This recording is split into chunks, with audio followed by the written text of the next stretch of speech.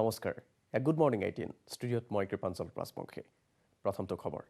মহানগৰীৰ বৰ্ষাপাৰাৰ গুলীচালনাৰ ঘটনাত সোধা পোছাৰ বাবে তিনিজনক আটক কৰিছে আৰক্ষীয়ে ধৃত লোক তিনিজনৰ দুজন ৰবীন্দ্ৰ দাস আৰু গণেশ দাস ধৃত গণেশ দাস ডকাইতে ব্যৱহাৰ কৰা ডাষ্টাৰ বাহনখনৰ গৰাকী গণেশৰ পৰা কৰোনা নামৰ এজনে ভাড়াত লৈছিল বাহনখন আৰক্ষীয়ে আটক কৰিছে ডকাইতে পলায়নৰ বাবে ব্যৱস্থা কৰা স্কুটিখনৰ গৰাকীক বাহনখনৰ পৰা আৰক্ষীয়ে জব্দ কৰিছে 5টা মোবাইল ফোন আৰু কোলা কাপোৰ বাহনখনৰ আগফালে নাছিল নম্বৰ প্লেট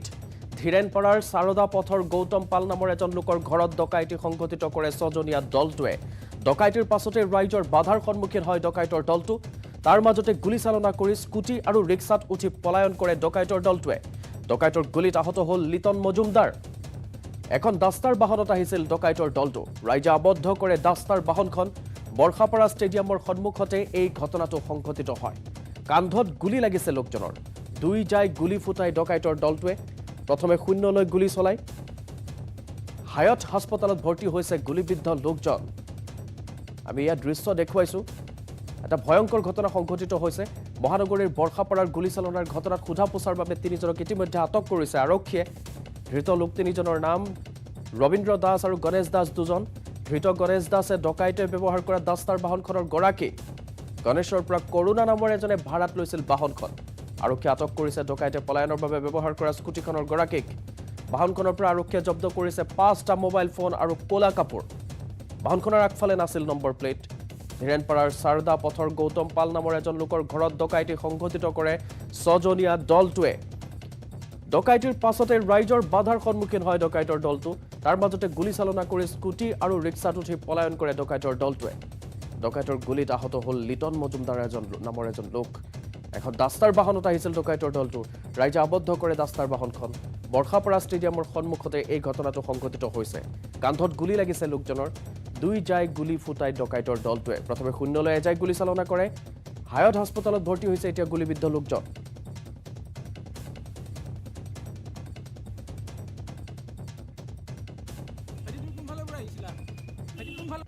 ডকাইতি হৈছে দাদা ছজনীয়া দল এটা সোমাইছিলে হঠাতে ঘৰত মিস্ত্ৰী কাম কৰি আছিলে গতিকে গেট খোলাই আছিলে আমি ভাবা নাই আৰু হঠাতে দিন দুপৰীয়া ইমান মানুহ ৰাস্তাতে গৈ আছে সেনেকৈ আৰু সোমাই গ'ল আমি মানে একো টাইমে নাপালোঁ একো কৰিবলৈ বুজিবলৈ ঘৰৰ ভিতৰত সোমাই দৰ্জা বন্ধ কৰি দিলে পিষ্টল উলিয়ালে বহিব দিছে চকুটো কুকুৰা বান্ধিব চেষ্টা কৰিছে মাৰিব চেষ্টা কৰিছে সেনেকৈ আৰু বাচ্চাটো বহুত কান্দি দিলে কাৰণ সিহঁতে অলপ ওচৰৰ মানুহ চানুহ আহি যাবৰ কাৰণে কেছখিনি আৰু জলদি সামৰিব চেষ্টা কৰিছে আৰু কেইজন লোক আহিছিলে 6জন মানুহ কিমান পিস্তল কিবা পিস্তল আনিছিলে নেকি আমাৰ গাৰ গোটেই অলংকাৰ লৈ গ'ল কেছ আছিলে ঘৰত সেইখিনি লৈ গ'ল পইচা পাতি কিমান নিছে গম পাইছে নেকি পইচা পাতি চব ঘৰত আছিলে ভালেমান কেছ আপোনালোক কি মুখে হাতে বান্ধি লৈছিলে বান্ধি লৈছিলে তাৰপিছত মানে চিঞৰ দিলে কেইটামান বজাৰ ঘটনা এইটো 4টামান বজাত আৰু পিস্তল আনিছিলে নেকি যিজনক গুলিয়াইছিলে তেওঁ বাধা দিছিলে নেকি নাই তাৰমানে কৈছে কি তেখেতে যেতিয়া ওলাই গৈছে মই লগে লগে দৰ্জাটো মাৰি ৰুমৰ ভিতৰত গৈ খিৰিকীৰ ওচৰতে বহুত চিঞৰিছোঁ ডকাইত বুলি তেতিয়া ওচৰৰ মানুহখিনি গম পায় মানুহখিনি ধৰিব গৈছিলে কোনোবা ল'ৰা এজন ধৰিছিলেও ধৰাৰ পিছত মানে সেই ল'ৰাজনক গুলিয়াই দিছে আৰু এক্টিভা লৈ ৰাস্তাতে মানুহ এজন গৈ আছিলে মানুহজনক পিষ্টল দেখুৱাই মানুহজনক নামাই এক্টিভা লৈ গৈছে চিনাকি নেকি মানুহকেইজন আপোনালোকৰ নাই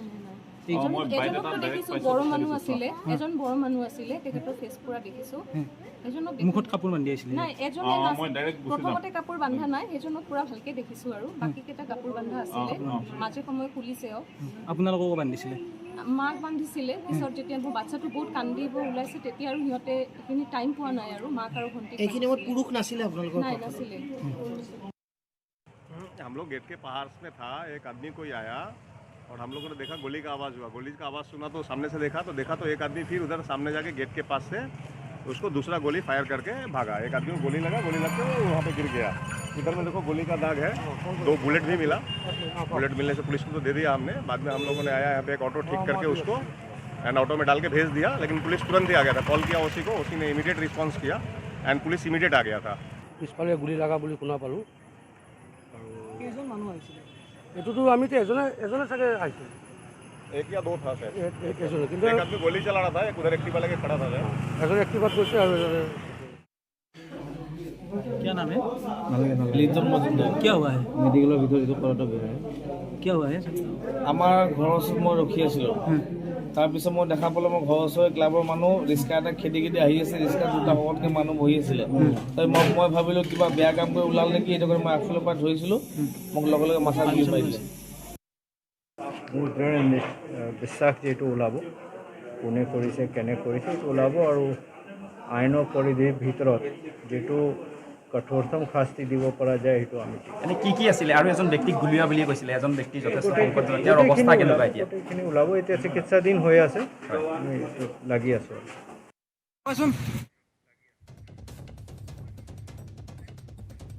নিশ্চয় হাতত এইদৰে পিষ্টল লৈ ডকাইতে সন্ত্ৰাসৰ সৃষ্টি কৰিলে এক প্ৰকাৰৰ মহানগৰীত আমি আৰু অধিক তথ্য জানিবৰ বাবে সংযুক্ত হৈছোঁ আমাৰ সাংবাদিক উৎপল হালৈৰ সৈতে পোনপটীয়া সম্প্ৰচাৰত উৎপল হালৈ মহানগৰীৰ বৰ্ষাপাৰাৰ গুলীচালনাৰ ঘটনাত ইতিমধ্যে সোধা পোছাৰ বাবে 3জনক আটক কৰিছে আৰু কি শেহতীয়া তথ্য আছে কেনেকৈ সংঘটিত হৈছিল আৰু কিবা আছে নেকি আপোনাৰ হাতত শেহতীয়া তথ্য হয় চাওক কৃপাঞ্চল এক চাঞ্চল্যকৰ ঘটনা যিহেতু গুৱাহাটী ৰাজধানী মহানগৰত মহানগৰ আৰক্ষী আয়ুক্তকৰণ হৈছে য'ত আৰক্ষী প্ৰশাসনে টিকেল গিলাই থাকে তেনে সময়তে কিন্তু মহানগৰীৰ মাজমজিয়াত মুকলিভাৱে মাৰণাস্ত্ৰ লৈ ঘূৰি ফুৰিছিলে 6জনকৈ যুৱকে আৰু মুখত কলা কাপোৰ বান্ধি প্ৰৱেশ কৰিছিলে গৌতম পাল দাস নামৰ বাসগৃহত আৰু গৌতম পালৰ বাসগৃহত প্ৰৱেশ কৰি তেখেতৰ পত্নীক চকুত কলা কাপোৰ বান্ধিছিলে আৰু যি দুগৰাকী যুৱতী আছিলে আৰু এগৰাকী বোৱাৰী আছিলে সেই বোৱাৰীগৰাকীৰ গলৰ পৰা সোণৰ ৰূপৰ আ অলংকাৰ লগতে ভিতৰ ভাগত থকা সকলো সা সম্পত্তি তেখেতসকলে লৈ উধা হৈছিলে আৰু উধা হোৱা সময়তে বাসগৃহত এটা কণমানি শিশু আছিলে আৰু কণমানি শিশুগৰাকীয়ে চিঞৰিছিলে চিঞৰা সময়তে ওচৰ চুবুৰীয়া ওলাই আহিছিলে আৰু যেতিয়া কণমানি শিশুগৰাকীয়ে চিঞৰিছিলে তেতিয়া ওচৰ চুবুৰীয়া ওলাই অহা সময়তে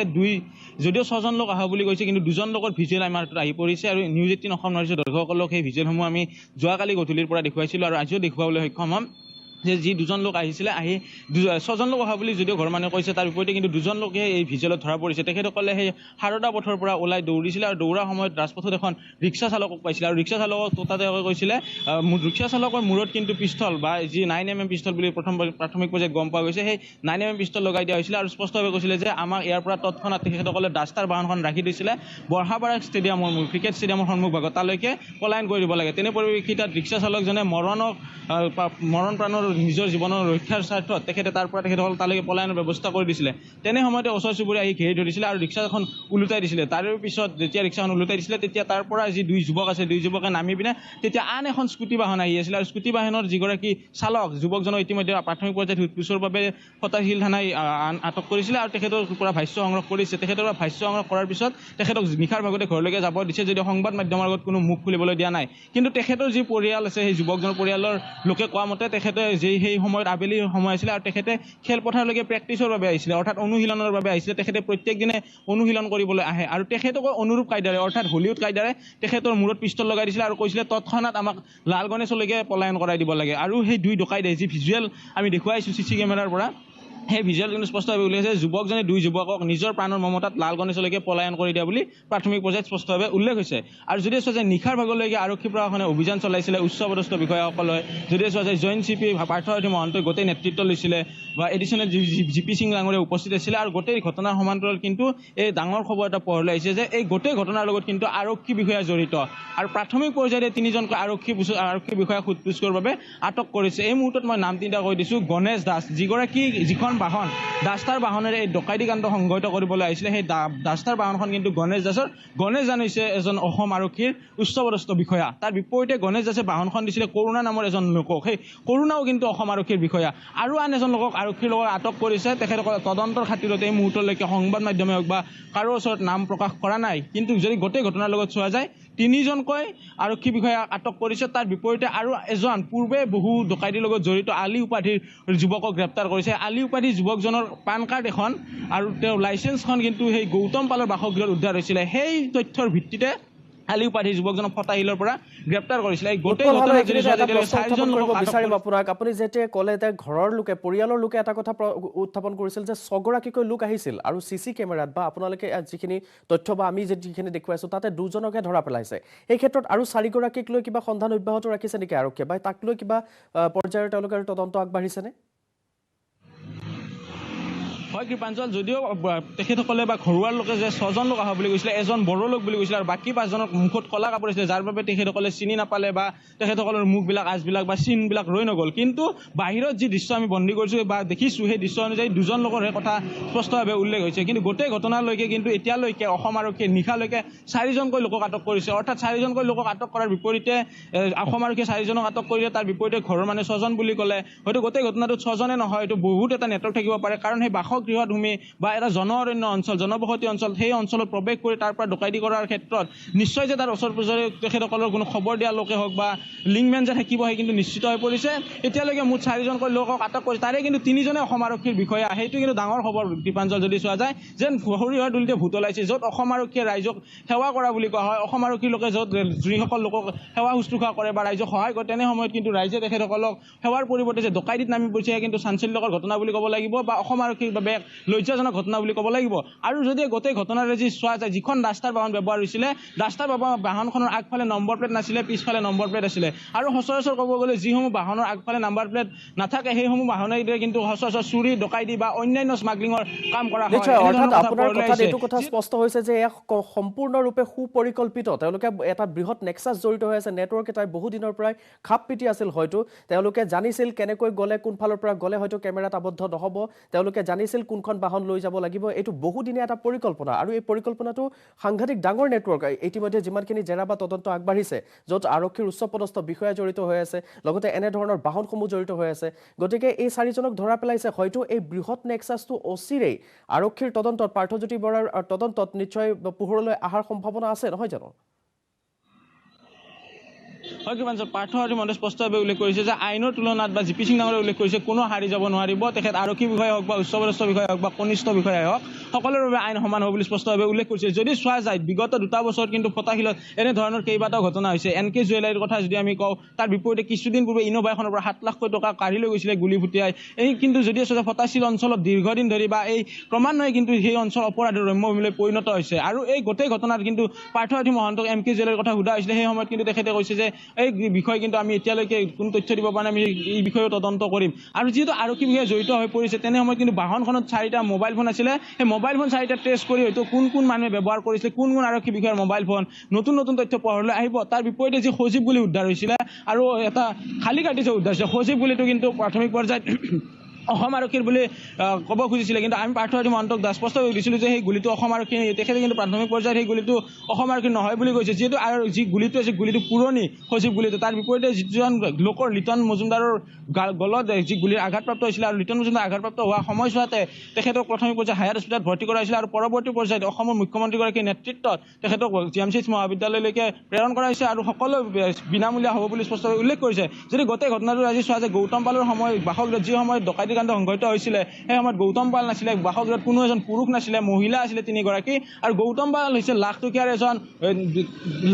এজন সোণ ৰূপৰ আ অলংকাৰ ব্যৱসায়ী। আৰু এই গোটেই ঘটনাটো যদি চোৱা যায়, কিছু কথা প্ৰাৰম্ভিক পৰ্যায়ত যদিও কোৱাটো সম্ভৱ নহয়, তৎসত্ত্বেও কিন্তু এটা কথা ক'ব লাগিব যে দীৰ্ঘদিন ধৰি আৰক্ষী বিষয়াৰ সৈতে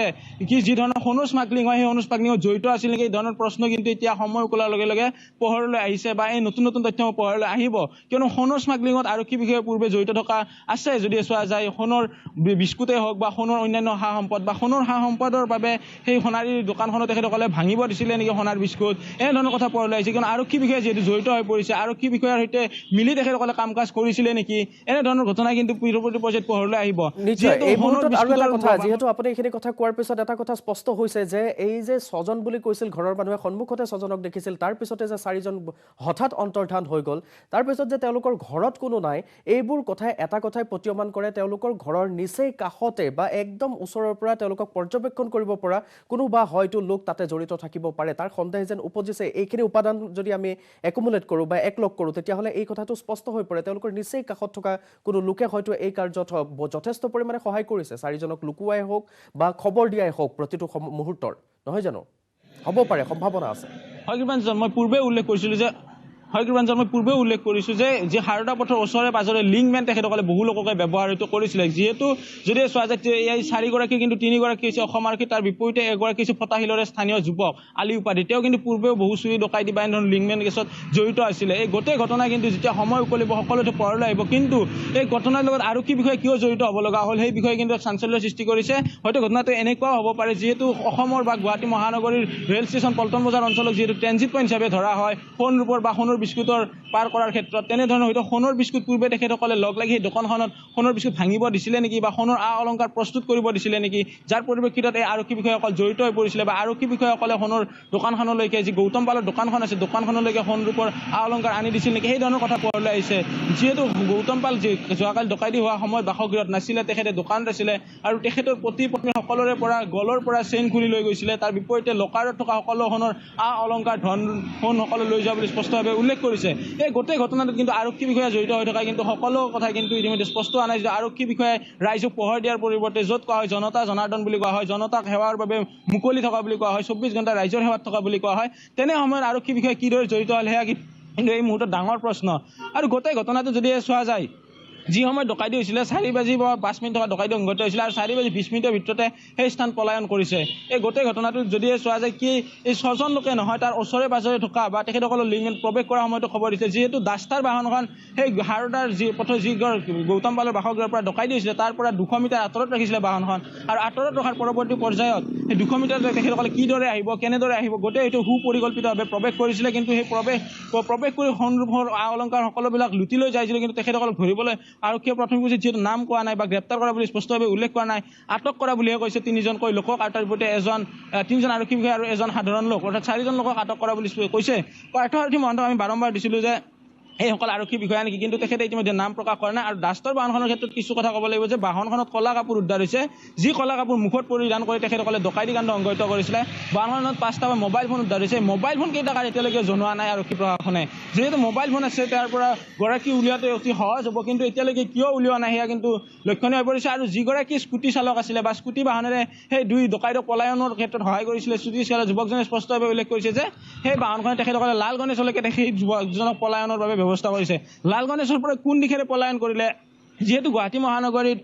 দুদিন পূৰ্বে উপৰাষ্ট্ৰপতিগৰাকী আহিছিলে নিষিদ্ধ তালাচী ব্যৱস্থা কৰা হৈছিলে তেনে পৰিপ্ৰেক্ষিতত কোনফালেৰে এই মাৰাণাষ্ট্ৰলৈ পলায়ন কৰিলে সেয়া কিন্তু ডাঙৰ প্ৰশ্ন হৈ পৰিছে যি সময়ত আৰক্ষী প্ৰশাসনে গিজগিজাই থাকে প্ৰত্যেকটো ৰাজপথতে সাধাৰণ লোকক বা যি COVID-19 হৈছিলে সেই সময়ত ৰাজপথলৈ ওলাই আহিলে আৰক্ষী প্ৰশাসনে তেনেকুৱা এটা সময়তে এনেকুৱা এটা ডাঙৰ ঘটনা চাঞ্চল্যকৰ ঘটনা কেনেকৈ সংঘটিত হ'ব পাৰিলে নিশ্চয় ধন্যবাদ জনাইছোঁ উৎপল হালৈ আপুনি কথাখিনি আমাক ফহিয়াই আলোচনা কৰালে আমাৰ দৰ্শকৰ বাবে গোটেইখিনি কথা আপুনি জনালে মহানগৰীৰ বৰ্ষাপাৰাৰ গুলীচালনাৰ ঘটনাত ইতিমধ্যে বহুকেইটা পাক ওলাইছে বহুকেইটা নতুন মূৰ ওলাইছে আৰক্ষী জড়িত থকাৰ সন্দেহ কৰা হৈছে লগতে লোকসকলক লিংকমেনে সহায় কৰাৰ বহু তথ্য এই মুহূৰ্তত ফাদিল হৈছে এইদৰে পাৰ্থজ্যোতি মহন্তই আৰু GP সিং ডাঙৰীয়াই ইতিমধ্যে কাৰ্যকৰ্তা আৰম্ভ কৰিছে তেওঁলোকৰ কাৰ্যক্ৰমণিকা আগবঢ়াইছে বহু কেইগৰাকী লোক হয়তো অচিৰে ধৰা পৰিব 6জন নহয় চকুৰ সন্মুখত দেখা 6জন নহয় আৰু বহু কেইগৰাকী লোক হয়তো ধৰা পৰাৰ সম্ভাৱনা আছে অচিৰে আৰক্ষীৰ তদন্তৰ পাছত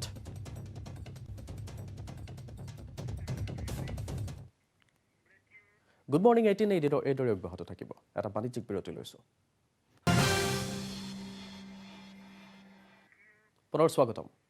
আজি মেডিকেল বোৰ্ডে পৰীক্ষা কৰিব ৰাজকন্যা বৰুৱাৰ স্বাস্থ্য GNRCলৈ গৈ ৰাজকন্যাৰ স্বাস্থ্য পৰীক্ষা কৰিব মেডিকেল বোৰ্ডে বৰ্তমান GNRCত চিকিৎসাধীন হৈ আছে ৰাজকন্যা বৰুৱা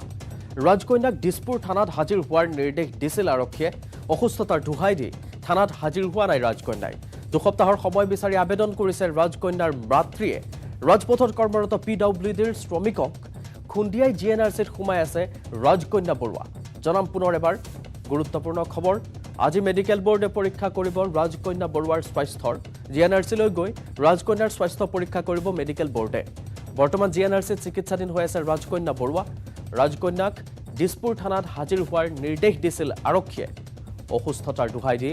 থানাত হাজিৰ হোৱা নাই ৰাজকন্যাই দুসপ্তাহৰ সময় বিচাৰি আবেদন ৰাজকন্যাৰ মাতৃৰ ৰাজপথত কৰ্মৰত PWDৰ শ্ৰমিকক খুন্দিয়াই GNRCত সোমাই আছে ৰাজকন্যা বৰুৱা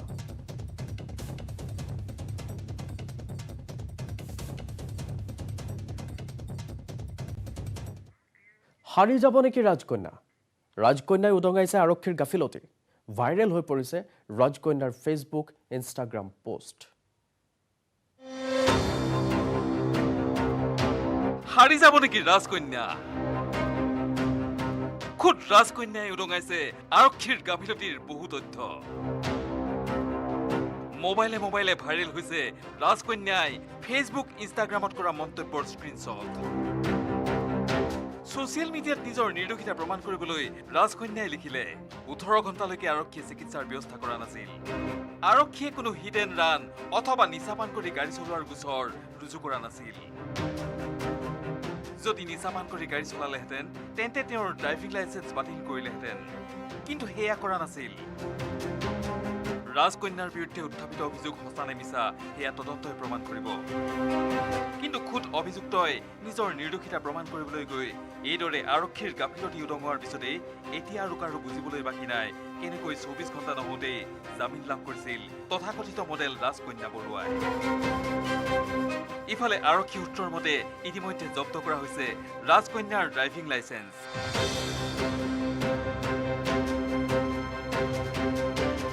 যি সময়ত কৰ্তব্যৰত আৰক্ষীয়ে দুৰ্বল এজাহাৰ লিখাৰ লগতে তদন্তত গাফিলতি কৰাটো স্পষ্ট হৈছে, লগতে দুগৰাকী কৰ্তব্যৰত আৰক্ষী ৰিজাৰ্ভ ক্লজৰ সন্মুখীন হৈছে, এই সময়ত মুখ্যমন্ত্ৰী হিমন্ত বিশ্ব শৰ্মাই এই ঘটনাৰ নিখুঁত তদন্তৰ তৎপৰতা গ্ৰহণ কৰিছে। এদিন জামিন পোৱা মানে কাহিনীটো শেষ হৈ নাযায়। ঘটনাৰ তদন্তৰ নতুনকৈ দায়িত্ব দিয়া হৈছে SI যোগানন্দ বড়ো। এনে সময়ত তদন্তৰ ক্ষেত্ৰত এক গুৰুত্বপূৰ্ণ প্ৰশ্ন হৈছে ৰাজকন্যা সুৰাসক্ত আছিল নে নাই।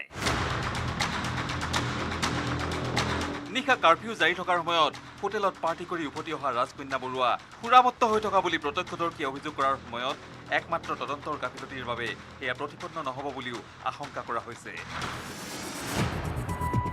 কেৱল এই নহয়, ৰাজকন্যা কাণ্ডৰ তদন্ত অব্যাহত থকাৰ সময়তে কৰ্তব্যৰত আৰক্ষীৰ ইটোৰ পিছত সিটো গাফিলতি আনিছে সন্দেহৰ বহু প্ৰশ্ন। বহুজনৰে সন্দেহ ৰাজকন্যাৰ হাত বহু দীঘল, কিন্তু কিমান দীঘল কোনেও নাজানে। ইফালে ঘটনাৰ পিছতে এখন ব্যক্তিগত নাৰ্ছিং হোমত চিকিৎসাধীন হৈ থকা ৰাজকন্যাৰ খং মিডিয়াৰ ওপৰতহে। যত দুখ নন্দঘোষ, মিডিয়াহে হেনো তেওঁক জগৰীয়া কৰিছে, নহলে তেওঁৰ গাত একো জগৰেই নাই। 8জনকৈ শ্ৰমিক আহত হোৱাৰ লগতে দুৰ্ভগীয়া পথচাৰী জোচেফে দুখনকৈ ভৰি হেৰুৱাই মৃত্যুৰে যুঁজি থকাৰ পিছতো কোনো ধৰণৰ অনুতাপ নথকা ৰাজকন্যাই মিডিয়াৰ বাবেই হেনো মনোকষ্ট ভুগিছে। গণমাধ্যমত লিখিছে এই কথা। ইফালে মঙলবাৰে দিছপুৰ থানাত হাজিৰ হ'বলৈ আৰক্ষীয়ে ৰাজকন্যাক চমন দিছিল যদিও অসুস্থতাৰ অজুহাত দেখুৱাই ৰাজকন্যাৰ মাতৃয়ে বিচাৰিলে 2 সপ্তাহৰ সময়। Bureau report, news 18 Assam north east.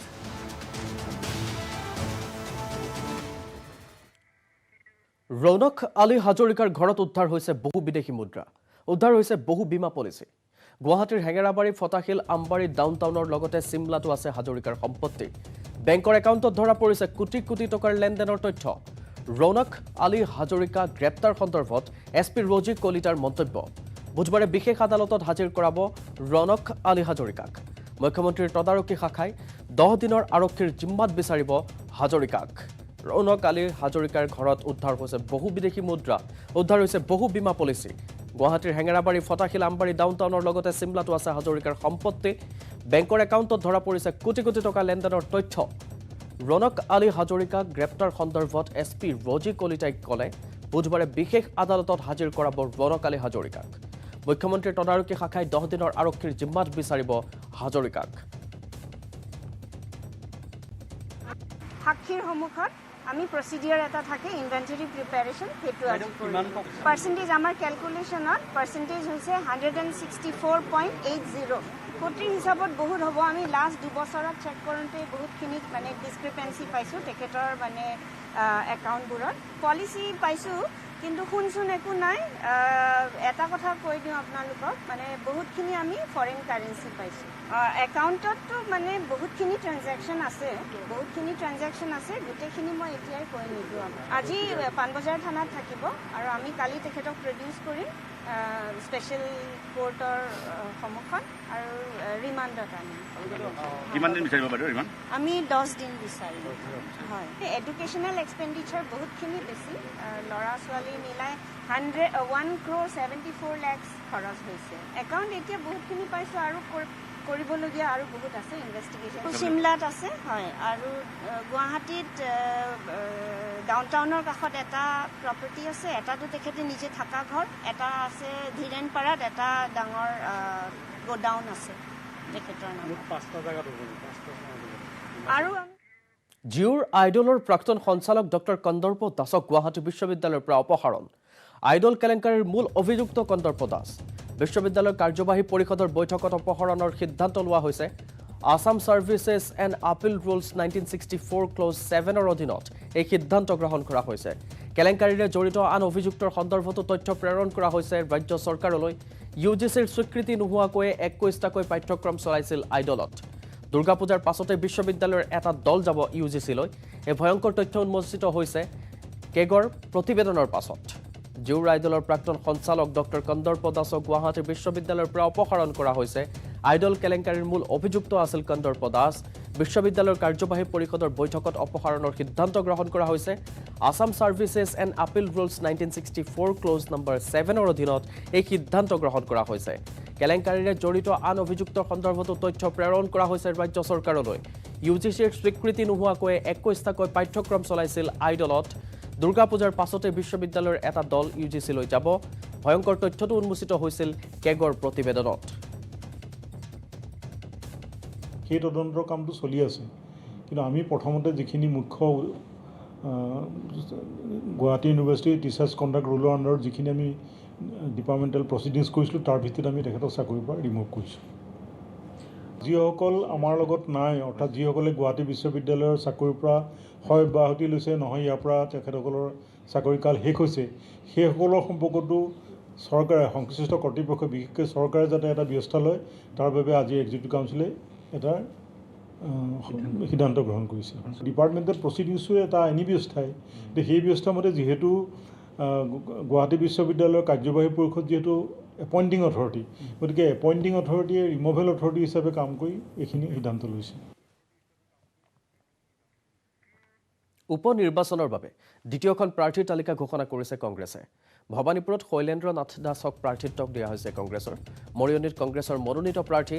Lohit Konwar জনাম আকৌ এবাৰ উপ নিৰ্বাচনৰ বাবে দ্বিতীয়খন প্ৰাৰ্থীৰ তালিকা ঘোষণা কৰা হৈছে কংগ্ৰেছে ঘোষণা কৰিছে দ্বিতীয়খন প্ৰাৰ্থীৰ তালিকা ভৱানীপুৰত শৈলেন্দ্ৰ নাথ দাসক প্ৰাৰ্থিত্ব দিছে কংগ্ৰেছে আৰু মৰিয়নীত কংগ্ৰেছৰ মনোনীত প্ৰাৰ্থী হৈছে লোহিত কোঁৱৰ